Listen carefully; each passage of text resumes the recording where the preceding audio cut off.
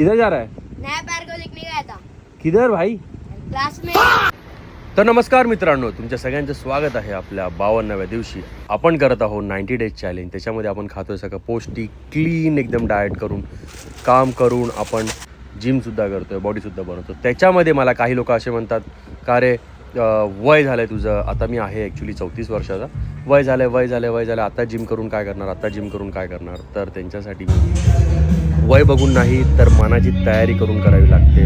तर मी माझ्या मनाची तयारी इतकी केलेली आहे की दररोज कधी मी थकलेला असताना पण मी जिमला जातो, वर्कआउट करतो आणि मला वर्कआउट केल्यावरती बरं पण वाटतं. तर बाकीच्या ह्या सगळ्या बाहेरच्या लोकांकडे लक्ष देऊ नका. जे तुम्हाला वाटतं, जे तुमचं मन बोलतं ते करा.